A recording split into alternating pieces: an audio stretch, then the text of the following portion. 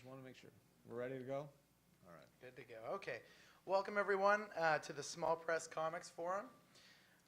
This is our second year doing the forum. We had a really good experience last year, so I hope we can continue that moving forward. My name is Shawn Cruz. I'm with Corrosive Comics out of Salem, Oregon. This is AnnMare Grove from Corrosive Comics. I'm going to go ahead and everybody's going to introduce themselves, kind of let you know where they're at in the industry, what they've done, and then we're going to open the floor to you. The way the forum works is essentially you're going to drive the discussion. So you'll let us know what you want to know about getting into the industry in small press, and we'll be happy to answer your questions. We have a mic for the audience. Oh, we do. Right over there. Okay, so Corrosive Comics will start out. We started up in 2007. We've always been based on printing out actual books. We're getting started on webcomics. We've printed 3 different titles over the years and have been coming to the Seattle Comic-Con for 5 years now. Yeah, 4 or 5 years. So we haven't gotten any major distribution yet, but we are self-publishing and completely self-sustained. So we'll go ahead and go over to Travis now. My name is Travis Hanson. I've been involved in webcomics for the last 15 years. I have 3 published books, all based off Kickstarter. My 4th Kickstarter started 7 days ago. We funded in 3 days. And I was nominated for an Eisner for my story 2 years ago. I've been doing this professionally for 15 years. I understand very much how much small press works, and our basic philosophy is this is not a hobby, it is a job. Okay, Tyler? Sure. My name is Tyler Chinn-Tanner. I founded a Wave Blue World in 2005. I did that with some of my partners from the Kubert School, which is the art school founded by Joe Kubert, which I graduated in at that time. I've started off publishing my own work, which I collaborated with some artist friends of mine, moved on to another project, American Terrorist, which came out last year. I've recently started working with other publishers, picking up their work, helping them build an audience online at conventions and so on. My basic philosophy is to work with independent creators who need greater exposure and just try to figure out a way to do that. Back in 2005, actually, for my first series, Adrenaline, I was distributed by Diamond, but it just didn't work out numbers-wise. So I've been focusing on online and direct sales, and that's been working out pretty well. To build up Tyler really quick, take Diamond out of your equation if you want to publish. Seriously, Diamond does not like indies and small press. I think that covers it. That was very good. I thought you nailed it. Thank you. You nailed it. Okay, Reece? Oh, that's me. Hi, everybody. I'm like most of you. I'm a guy who just loved comic books, and I love to draw, and I always hoped and dreamed I'd be holding my own comic book in my hands one day. And I went out and I found a publisher who kind of felt the same way that I did. And we were able to do something with that. We've published 2 books together now, and it's done pretty well. But I would say I'm a niche? Help me out here. Niche? The second one was better. Is it better? Did it flow? It had a kind of a charisma to it? I'm a niche demographic person. So we have our own series. We have our own booth. We do our own stuff. But it's probably always going to be small, but it's always going to be mine. And so I guess I could tell you a little bit about how to make something that you're really satisfied with and help maybe 3 or 4 or 5,000 people really enjoy it. And that's probably be as big as it gets. Maybe next year I'll be talking about how to make 10,000 people really enjoy it. So that would be what I bring to this panel. And back to you. Thanks. AnnMare? I'm still pretty much a baby in the comic book world, trying to publish my own stuff with Corrosive. Pretty much almost got kind of recruited. My dad had a comic book shop. He was always into it, so I kind of just fell right into it. I've been drawing forever.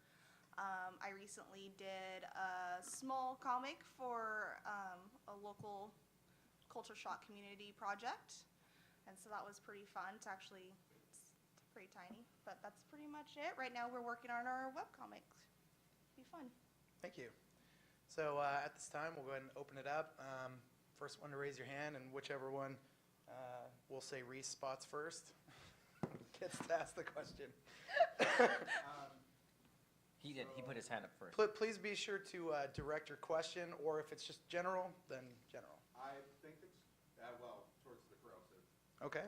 Do they need to use the mic? Just this is recorded properly? Oh, okay. So guys, you're gonna get some cardio here. It's light cardio. It's a short walk.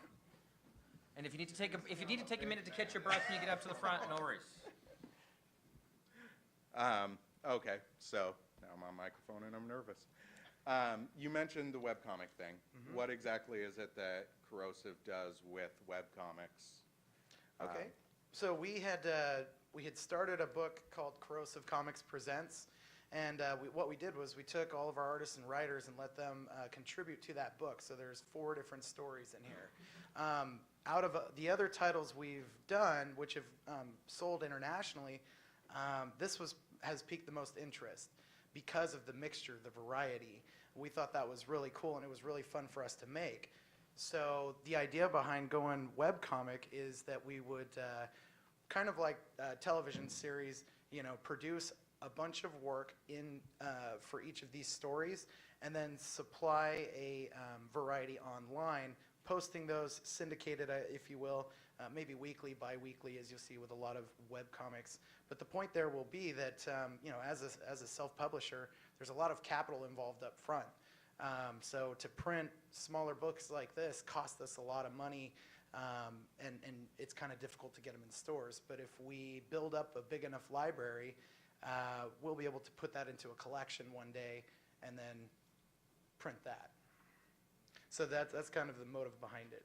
And then the webcomics usually, a lot of people see that, so then they'll actually notoriety, blah, blah, blah. Then you start a Kickstarter, like Travis did, and then, it really works. And so maybe that would help us if we do that. So Basically, those are like the movie, whereas the webcomic is like the syndicated television show. People have 2 ways to tune in. Right. And, as I don't know if everybody is the same as us, but we have day jobs. Anne-Marie's a tattoo artist. I'm a purchasing manager. But this kind of keeps me honest, too. Once we actually start syndicating it, well, I've got people looking at it. There's an obligation there. I have to keep on going. So make time for it. Wait, sorry, that was my job, right? Yeah. That man with the hand. Well, was he was next. standing by the mic. Oh, goodness sake, you're already standing. Sir, I'm sorry, can you wait a moment? Can we queue up? Okay. there's so much trouble. I know, I'm sorry. My question is, because web comics is new to me, like how do you get into the process? What's sort of the step-by-step and the basics for folks to just start up and do that? This is what we started with. I started with a webcomic for my series. There's a couple of reasons for it. It's really easy to do. You can use WordPress.com as your basis. They have a comic press setup that allows you to set up updates automatically. I would say if you're going to do a webcomic, you need to treat it like a newspaper magazine. You got to treat it where you've got 6 weeks or so of archive ready to go at all time. A lot of things that first-time webcomics start, and a lot of them fail. A lot of them fail because people do 2 things. One, they update on the fly, and they get disgruntled and discouraged because life gets in the way. And the second thing is they try too hard at the very beginning to build an audience and wonder why it takes 2 years to build an audience. They want that instant gratification. You got to pull those 2 equations right out of the bat. Now, as you get your webcomic going and you get it set up, what I actually did was I had 4 months ready to go. So I can travel now. I can take time off. When I do 11 to 12 shows a year. And this allows me to take time off. It allows me, if there's a family issue, I can deal with a family issue, regardless of what it is. I have 5 kids. My wife doesn't work, and I sustain my whole family through my art. So I make sure that I have things set up. The other thing that the webcomic did was, now Diamond, we made this comment earlier, Diamond is very negative against independence, and it's happened about 5 or 6 years ago. The webcomic creates an audience that Diamond will not allow you to have. And what the webcomic does is I have fans all over the world. And because of that, they buy direct from me. And one of the questions that was asked was, why do you put everything online if you're giving it away for free? Well, the reason is my fans, I've noticed, will still buy books, and they want books. And so They are more than willing to support artists. The internet crowd that reads webcomics are extremely possessive of the artists that they follow. The minute you stop updating, they stop following, or they will come after you with gnashing and teeth. So it's a great way to start. Building the audience allows you to set your Kickstarter up. I waited almost a year and a half before I did my first kick. We funded in 2 weeks because the audience was already built up. If you're waiting to do a Kickstarter with a book that no one has ever seen, you will probably not fund unless you are a big, big name. Since we're getting ready to start that process ourselves, You can send me an email. I'll tell you anything you want to know. that'd be great. Yeah, I was like, That's all I was here for. Thanks, Bob. I've done 4. We're gonna, I mean, obviously you need to build a website, and there's a lot of good template websites out there right now. Just Google it. I mean, you'll see a million of them. They're free. Some of them you have to subscribe for the more advanced ones. But these are all meant for you to manage it yourself, and they're based around galleries. So a lot of photographers use them, and then folks like us, illustrators, people who want to really show their artwork, but not in a deviant art kind of way, more of a website based on your syndicated series. So once you get your template of your website, you'll be able to kind of manage how that information is displayed, how you want them to see what's new, your images, and all of that. So, start out by building the website and figuring out how you want to display the information. And then from there, you're going to want to put your website out there. How are you going to get people to go to the website? There are a lot of websites that kind of collect a lot of webcomics that you can go to, and you just try to submit yours to it, and eventually you'll have a link on one of those sites that people will then be able to branch out and see it. I say WordPress is a basic blogging program. Now, Comic Press is the plugin that goes in that is set up strictly for webcomics. It's free. The creator right now is currently changing it to something else, but you can still use Comic Press. I use it. I haven't upgraded because I'm lazy. The sites that he's talking about, stay away from top 100 sites. They're rigged. They don't work. We can't stand them. I mean, you get some traffic, but my Google Analytics proves that you don't get a lot. But Inc., who's here, they do a whole incredible website based for web creators that market each other's webcomics. So I can go to a page, and all the webcomics I choose to follow will show me when they update. So then I can jump and go see different ones like Derelict and The Meek and some of the other ones I really like. There's a couple other ones that are Rocket. Is it Rocket? Yeah, Rocket's coming out, and you actually follow me on Rocket. You found me on Rocket. So, and these are, you don't have to put your stuff on there. All you got to do is sign up, and it captures your stuff for you. So it's, the less you have to do, the better off you're going to be. Question over here. I was just wondering, what was the one step that you took where you felt like things were going from being just a fan or, somebody who just likes to draw to being a comic book artist and putting your work out there? Let's run it down the line. That's a question. That run is a down good the line. question, yeah. Go ahead. Do you want me to begin? Yeah. I jumped kind of right. Well, I went to art school, which was the jump from being a fan to taking it professionally. When I got out of art school, I kind of wanted to get right into it, so I just put a book together, 22-pager, and self-published it, which it's a difficult step. It's one way to do it. Certainly, you have to do something to get you there. So just actually putting together a story and publishing it and going to conventions, it doesn't mean the job is done just because you printed something. But it's a way to actually do something so you're not just at home waiting for some big break to land upon you. Definitely doing something. Just start doing whatever it is, a webcomic that you update daily, or start putting page 1 and don't stop till you have page 22 or however long it's going to be. I would say the answer is just actually doing it. Yeah. Doing something. I'm a really shy person. So one thing about me is that whenever I had a good idea, I love telling other people about it. I'm a little bit of an affection. I just want affection, and I like compliments and stuff like that. So any idea that, thank you. That actually means a lot to me. It's lonely up here with the candy and the water and the adoring fans. So, so here's what happened is that when I finally had an idea that I didn't want to tell anybody about, it was an idea that was so good that I wanted to keep it under wraps. I knew that I had something that was worth developing. Because I would tell everybody everything I came up with. I came up with so many ideas. But when I came up with something, I thought, wow, I don't think this has ever been done before. And I started writing about it and started developing it, and I started daydreaming about it. And I started, I knew it was something that was worthwhile. And then what I did is, still keeping it a secret, I went hunting for people who I thought probably believed in or liked the same kind of idea. And I found a publisher who had never done a comic book before. They had no idea about comic books, but they were interested in getting into the game.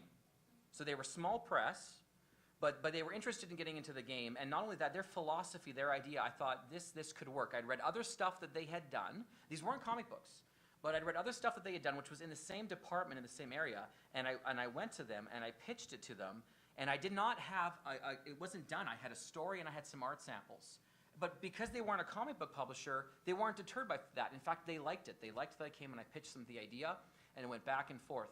And that worked for me. I don't think there's a formula there that everyone could use. But for me, I had an idea, and I had a good idea of who would probably get it.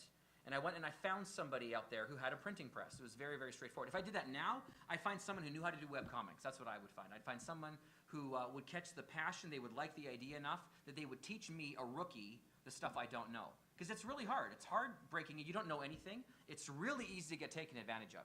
It's really, really easy. Because if you do have a good idea and you share it with the wrong person, your idea is gone.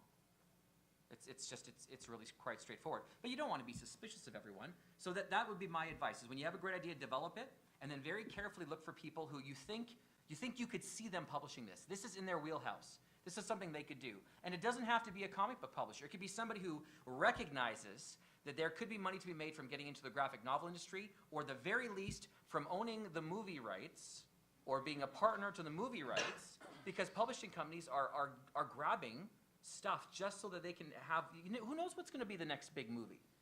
So whatever their motives may be, it's an in. Now the downside to this, I have to tell you this, is that when it comes to publishing comic books, they're as much of a rookie as you are. So you have to be willing to learn. You have to be really patient. And that's why one of the first things I said is that my story is about basically being able to reach 3,000, 5,000 people. And if I'm content with that, that's great. If I want to go beyond it, then I may at some point outgrow my publisher. I might need to find something else, which may mean finding a different idea, because you may not have the ability to take your idea and go to a different publisher. Because remember, they did it with you. Some thoughts. AnnMare? All right. So the turning point for me going into comics, like I said, me and my dad always had that little connection with comic books, reading them together, blah, blah, blah. And then I tattoo. So literally you're wearing a story on your skin, and then I'm like, this is just another way to have my art tell a story, literally, really pretty much. And so I really appreciate comics and how they help me, and I can stare at them all day. So I just wanted to do that, and I love my art, and I just hope everyone else likes it too. So that's how I am. So how many people here who could say that they've been drawing since they can remember? Yeah, so that's me too. I've always wanted to draw something. What industry am I going to get into? I wasn't sure. I went to art school. I was thinking maybe animation, but always illustration. Some of my favorite books would be Hack Slash or The Goon, because the artwork there, Eric Powell can do illustrations and tell a story. He doesn't have to use words. I believe in one book he didn't use words the entire time. That's what I thought. That's the most funnest way to apply what I do. I love drawing. What can I do with it, though? What's the most effective thing? And comics is one of those mediums where I can really do anything in the book. The censorship, it really is gone away, especially in the indie circuit. We can really do whatever we want. The freedom and the application is what really made me choose working in comics. For me, it's a series of different events. My son, who works with me now, he's going to be 16 this year. The day after he was born, I drove down to San Diego Comic-Con with a sketchbook and a portfolio, and my wife was none too thrilled, and because she was still at the hospital, and Nice. oh yeah, nice. Trust me, it was the smartest thing I ever did though, because trust me, the day that I was only there one day, I got the phone call, "You're coming home now." But the day that I was there, I was walking around, and I'm going to encourage you to do this. Find those people that are doing what you want to do, because most of them are willing to talk. A lot of them are willing to share advice. Yeah. And be open to receiving advice. You might have a great idea, but there are pros out there that have done this before you and can tell you the pitfalls, and they're going to tell you how to improve your artwork. And look for people that can give you that advice. So I was walking around and I ran into James Owen. James Owen writes the series There Be Dragons. He used to write Star Child years ago. And James looked at my work. He was flipping through it really quick, and he asked me a question. He goes, "Why aren't you published?" And I didn't have an answer. He goes, "Well, what's your end goal?" And I didn't have an answer. And then he says, "How bad do you want this?" And before I could respond, James stopped me and he goes, "I don't want you to tell me how bad you want this. You need to show me. You need to figure it out." So the next year I came back with a published book for James. That comic book series failed. Then 2 years later I did a written graphic novel series, and that failed. And it was because I was listening to other people's advice, and I realized that I needed to go back to my original impression, to do my original idea, which was the being in the format that it's currently in. And the minute that I realized that I was doing this for real, that it was a real job, was probably my second year in. But it was when I got the Eisner nod that it made it real, that this was a real gig. And then to top it off, getting a personal letter from Stan Sakai, not as a fanboy, but as a, "Hey, how you doing?" and talking about my family. So that's when I realized that this could be a valuable profession, that it is a profession, and you have to treat it as such. Too often I think that so many of us treat this as a hobby. This is my idea, I want to do it, I want to get it out there, but yet I don't know how to do it, and I'm so busy, or it's my vision, and you're unwilling to listen. Well, you need to become willing to listen, and then you need to change your mindset and make it this actual working project. Create an end goal. And the end goal, don't make it, "I want to have fans." Make the end goal is, "I want to produce books. I want to make this work." So create an end goal, create a map. Don't create an issue by issue, make it long term, 5, 10 years. Come up with a plan. I write a full-on epic series. I'm not waiting for monthly issues. My books come out only once a year, and I'm okay with that. I put it online for free, and then the book comes out in print before it's caught up. So then if you really want to know what happens, you go buy the book before it goes online. So that's a smart plan. But the thing that works, and what's important about it, is I acknowledge the fact that I treat it as a business, and I listen to those artists that I look up to when they give me advice. So when Bill Stout tells me, and he's done this before, "Why did you draw this tree this way? And you need to change how you did it, because all trees don't look the same, and all your trees are looking the same here." I listen to what Bill says, because he's important to me. The same when Stan Sakai goes, "Well, why did you ink this like this?" "Well, because this is the way I thought." "Well, maybe you should try it this way."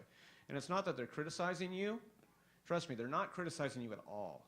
They're telling you how to improve the work. So that's the next thing. You need to separate yourself from your artwork. That's how you grow. When you can separate and realize that they're talking about the work and not you individually, so I'm not making fun of you, I'm telling you how to improve, and you can separate that, you will grow as an illustrator, and you will become extremely successful by learning to just listen. I think that was one of the most important things for me. Is my first book, I printed it, and like what Tyler had said, you know, don't think that once you print, okay, the work's done. Let's go be famous now. I did that. I printed my first book, and I submitted it to Diamond. And I was like, all right, and it's one book. You know, and it's like a 20-page book. They wrote me this letter maybe 5 months later and said, you know, hey, thanks, but no thanks. And actually, they were really, really blunt. They said, your anatomy needs work. The story's kind of choppy. I'll never forget that. It really was a wake-up call. You know, this isn't a hobby. You have to take it seriously. These are professionals you're dealing with. you have to listen to that advice. I could have gotten depressed and just, you know what, screw comics. But I decided to take it to heart. I took some more practice and training on anatomy. I bought some books. I mean, that's really what you have to do. It's an investment. A lot of times up front, you're going to be spending some money to get your website going or get some prints done or what have you. So the criticism needs to be taken professionally from the professionals and look at how that can help you excel. Really, everybody wants you to be successful. They want you to be able to flourish in the industry. So try to be patient and take the advice. Now, criticism, be careful with that, because sometimes it's just their opinion, and research out the individual that gives you the criticism, because they just might not like the style. And that doesn't mean change your style. Actually, my dad, who owns the comic book shop, wouldn't actually sell Sean's comic the first time around, actually. Yeah, he looked at it and he says, he goes, well, you know, my customers really dictate what I sell here, and you know, I don't think they'd really like that. And it's like, Don't worry, they're good okay. friends now, and he holds the other one, the more, I guess, improved ones now. But yeah. You definitely want to find an intelligent critic. I think that's a good thing to do. Find 2 or 3 people and look how they critique other people. Are they actually specific? If they say something like, this sucks, and then that's the end of the critique, that person is not helping anybody. And you have to remember that critiquing also can be an entertainment form. There are people who they're very, very famous, but they're famous for being mean. And I'm not mentioning anybody whose name rhymes with I'm an owl. I'm just saying there is a difference between people who actually, they know what good art is, and it is their mission to make artists better and for there to be good art out there in the world. Find those people, send them your stuff, listen to what they have to say. Because you do have to choose which voices are going to influence you. And you have to remember, all human beings are plagued with self-doubt once in a while. And sometimes someone's just having a bad day, and that is reflected in their critique. They just need to tear somebody else down because they feel torn down that day. Find someone who's pretty consistent, someone who's constructive, and if you can, develop a personal relationship with them and send them stuff before it's published, at a phase where you actually could make changes. Finding mentors and finding people to give you feedback is really, really important. And don't badger. Coming from a pro, don't badger me. I'm more than willing to look your stuff over. Seriously, I will. I'll talk to you about it. You can ask me any question you want. But if you badger me, well, I just close up. And a lot of pros are that way. You know, I don't badger Sergio Aragonis. He teases me, but I don't badger him for a critique because I know that Sergio is not the one that I need the critique from. I'm really careful about that. So if that pro is looking a little flustered or busy or whatever, be understanding. You know, they're trying to do the same thing that you're doing. They're just at a different place on the road. So they might be behind the table. It doesn't mean that they are any different than you. They are still trying to survive in this comic industry, and this comic industry can be pretty cutthroat. Do we have any other questions?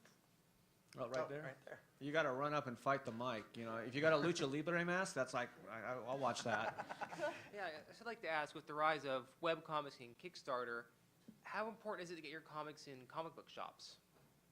I don't really care if they're in comic book shops. You want my honest opinion? I don't. If they're there, great. But if they buy from me, they buy at full cover price. I sign the book. It goes all over the world. Whereas if I'm hoping that they buy from a store, and your dad might deal with this, so if I'm offbeat on this, let me know.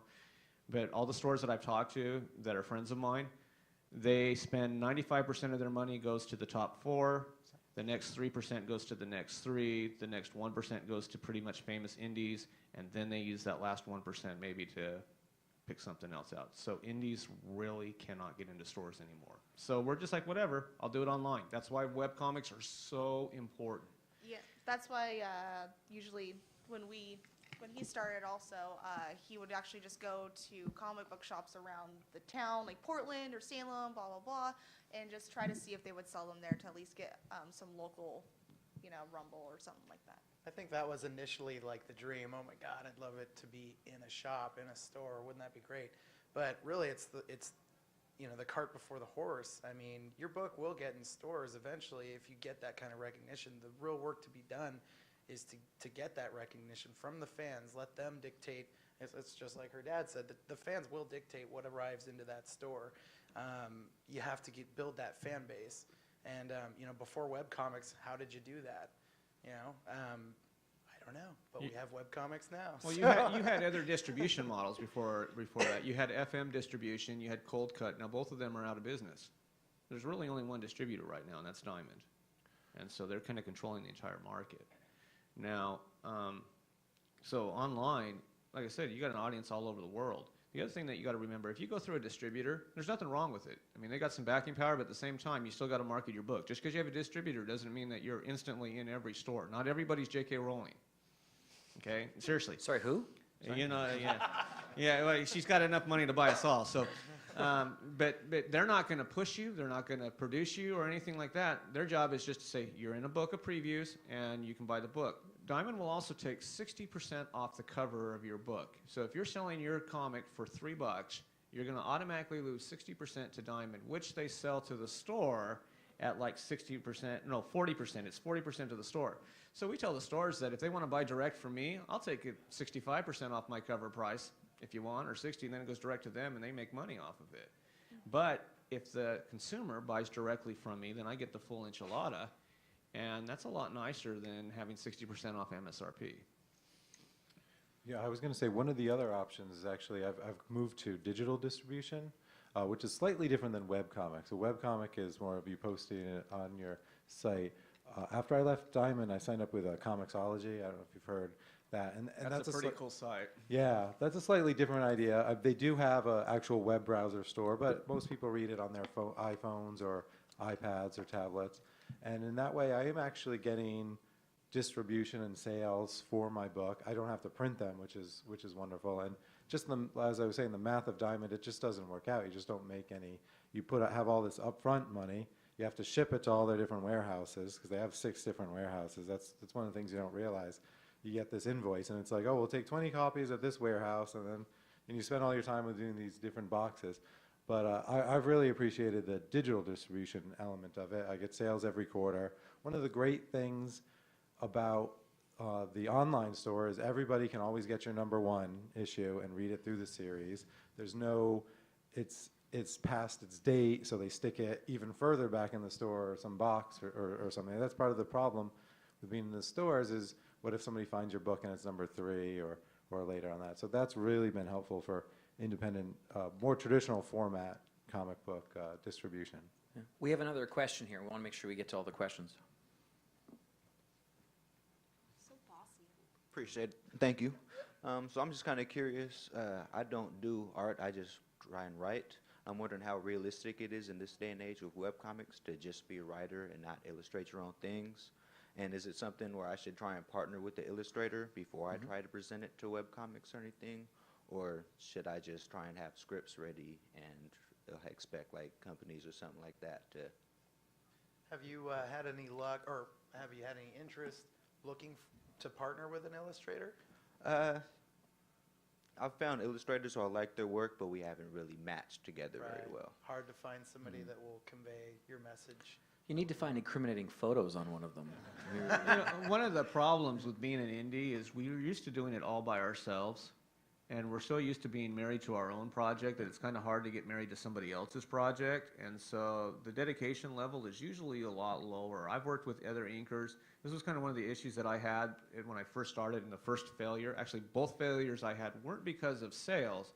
It was because the team that I was working with, which was my first mistake, quit midway through because life got in the way. So really, if you can find someone that's married to your idea, great. If not, I would change your end goal and look at, well, how do I get my scripts into hands of bigger publishers? Writers have a much harder time in a visual industry of webcomics. You just, I hate to say it, I'm not trying to discourage you. I'm saying take your scripts and figure out how to change your model and get it into companies that are going to appreciate the writer aspect. And if it's an indie group, look at Dark Horse, look at Image, look at some of these other ones. But remember, they might not pair you up, and most likely will not. You have to usually come with a team to present your stuff to them. Yeah, Thank you.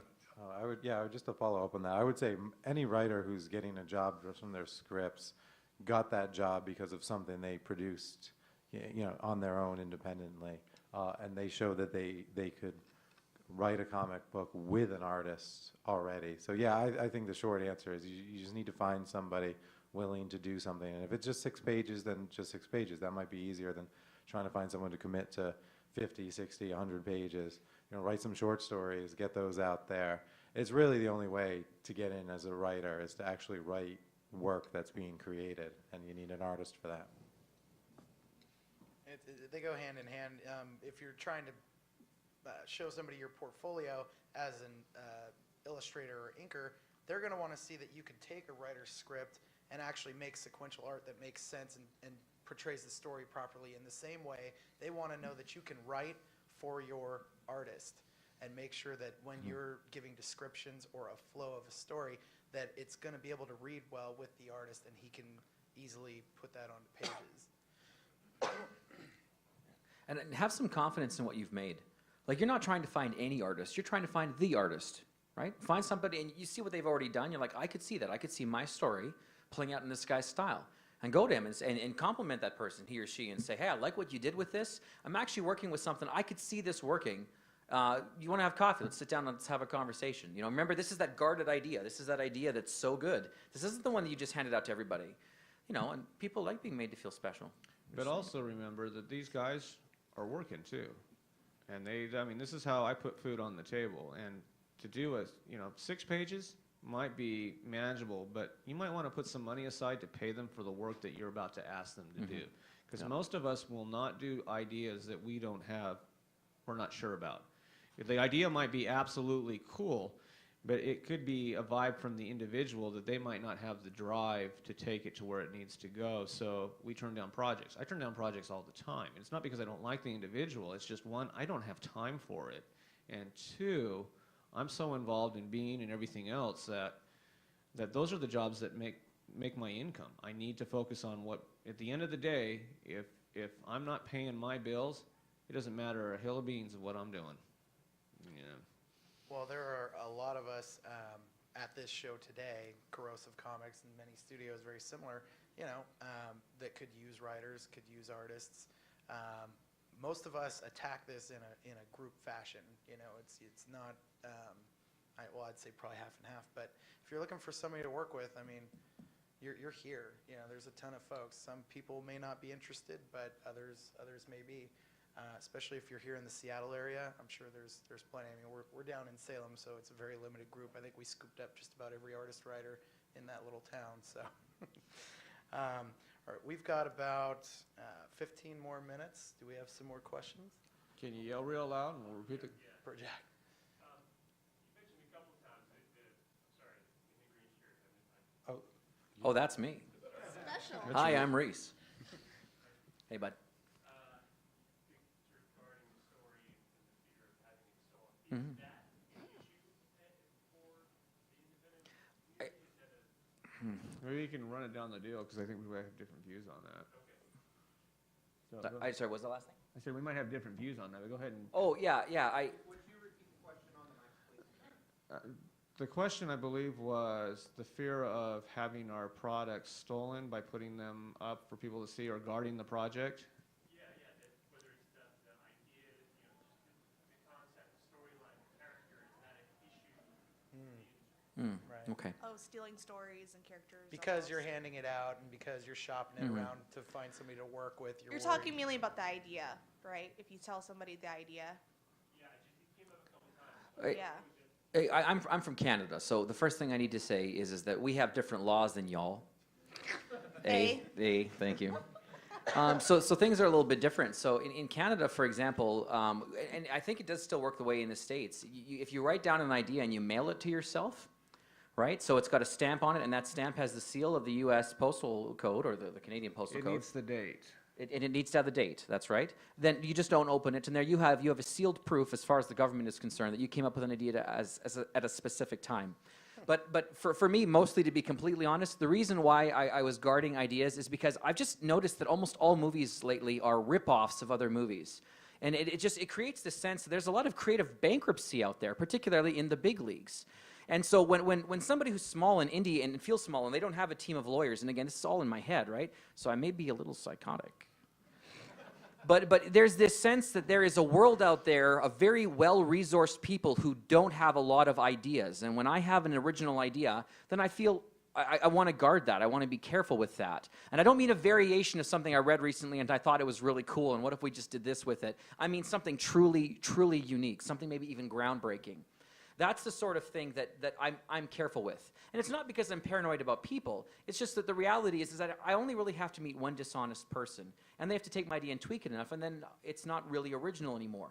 So it's not so much about me being able to sue them as it is about being able to hold on to something that I came up with, that I created, that's truly important to me. So I'm not looking at it from a legal point of view. I'm not looking at it from any point of view other than the fact that sometimes I just get so frustrated with all the copycats of TV shows and movies and even comic books.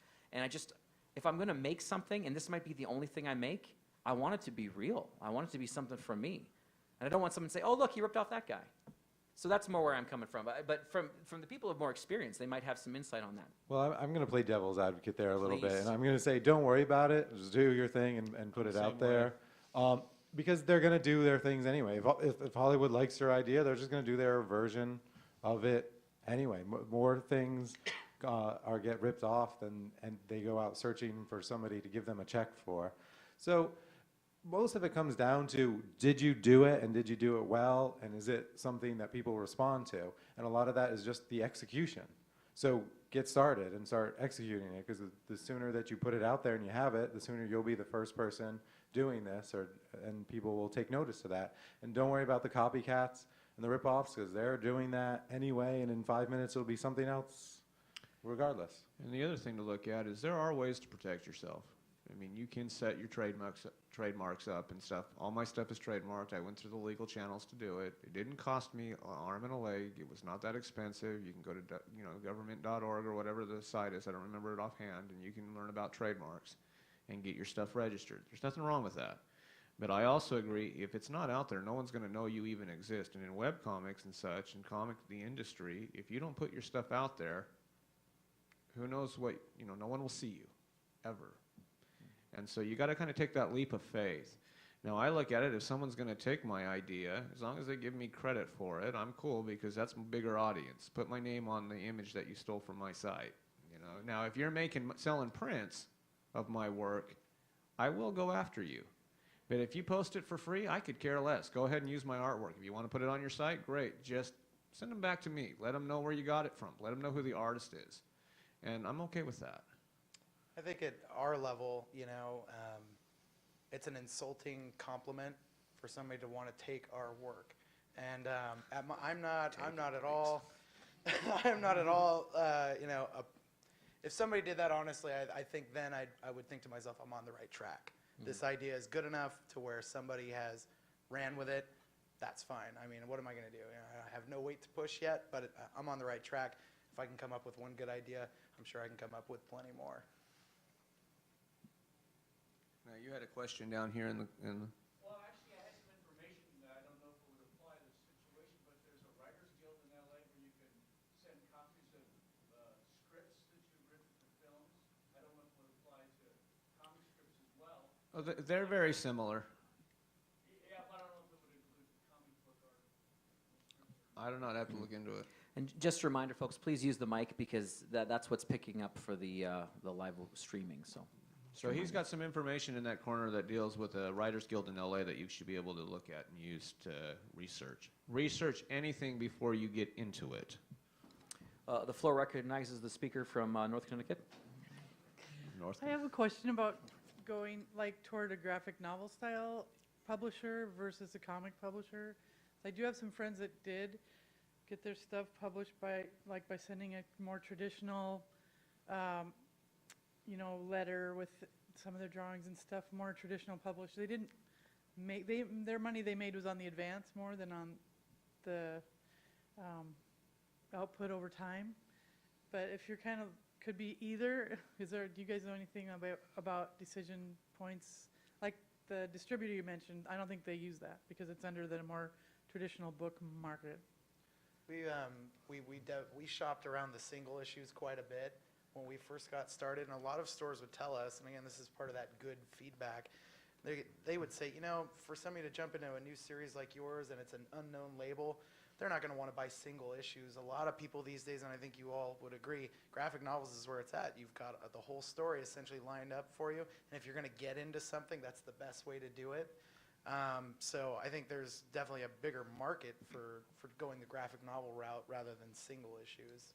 Then like what you have like a collected bunch of single issues and then call that a graphic novel sort of thing. Right, like I said, that's what we're going to be doing. We're going to be writing 3 or 4 different stories, putting those online. When we get a big enough library of each, that would then be put into a collection, and it's a lot easier to shop around. It's also a lot more cost effective. You know, usually when you print a book, a 24-page black and white book, it's going to run you about probably $1,200 to $1,300 for maybe 500 issues or so, depending on where you go. And that cost is you're looking at it, you go, well, shoot, it's 56, 70 cents a book. Well, you've got to make it all back. And if you're losing 60% off that, and pretty soon you get a little bit more cut here and there, you're not making any money on the print. What a graphic novel does, it might cost a little bit more, and thank goodness Kickstarter is really making things possible for illustrators to do graphic novels, is that book will cost you $4 to print, but you sell that book for 15 or 20, and it costs less in the long run to produce more work and create a better story than trying to produce a comic book and then hope that you make enough money that you can produce issue 2. And when you realize you don't have enough money to print issue 2, then everybody that bought issue 1 sees you at the next show and go, well, where's issue 2? And, well, we can't print it because we don't have any money. He's obviously been reading our blog. No. Actually, that's through 15 years of experience and dealing with a lot of other issues of people that have failed and stuff. And so really, you want to research it out, and you got to do what's best for you. You can't do what I tell you or what he tells you or whatever. You got to figure out what's going to be best for you guys. But like he said, graphic novels are actually the wave of the future and where things are going, and they're a lot better received. They're easier to get into libraries. Libraries like graphic novels, and schools like graphic novels. You just need to make sure that your graphic novel is appropriate for schools and libraries. And the reason being, seriously, Scholastics is a big example. And they picked up Bone, and everyone's seen it, and it was in full color, it was beautiful and stuff like that. A buddy of mine, John Lewis, he's a writer as well. He wrote this incredible series. Scholastics picked it up as well. They published the first one, or republished it. The second book, because he put in the word gun and dealt with a gun in a whole chapter, they pulled it from all of their magazines. And he lost about $150,000 because of one chapter. So you really need to make sure you know who your audience is too. Figure it out. If you're going to write for kids or young adults and teens and you want it to get into Scholastics, which is possible, then make sure you research what they allow and what they will pull out, because they will pull you from their magazines that go to the different schools. But graphic novels are getting into schools quite a bit. We've got 4 minutes left. So yeah. So we'll go ahead and get finished up here. We brought some, these are examples of books that we've printed in small press. I encourage you to take one. They're free. These are Corrosive Comics books. We do like to give credit to where we had these printed. Some of these are in newsprint, and others are done with more common publishers. But you can see the quality here. It is good to have something at a con like this, you know, maybe do a run. That's something that will showcase your work well enough to see what kind of interest you get and get the feedback from the fans. tell them where you're at. What's that? Tell them your table. We're at Q19. Cute. No, we're not. We're in section Q. Big Corrosive Comics logo banner. But yeah, come see us if you would like to discuss this further, or any of us for that matter. I'm sure we'd all love to continue the conversation. Reece, where you at? Artist Alley. So What's your table number? P01, so it's right on the corner. And again, our whole thing is about ethics and comic books. I have a grad degree in theology and ethics, so that's my big thing, putting that in. Yeah, I've got a weird skill set. Tyler? Yeah, I'm in a 1208. It's a booth. It's sort of near the image section. I've also got some postcards and some stickers if you want to go to the website or see what's in the titles, just right here. And I'm booth 505. I do free sketches to anybody that wants one. You just come in and you have to tell me what you want. Nice. If you make me think of the idea, I will charge you. But if you come up with the idea, it's free. Free. Free. So Everybody loves booth 505, we're right next to the entrance, and I've got a couple of cards if anyone wants them. And this is my book series if you're interested. So thank you very much. Thank you all very much. Thank you.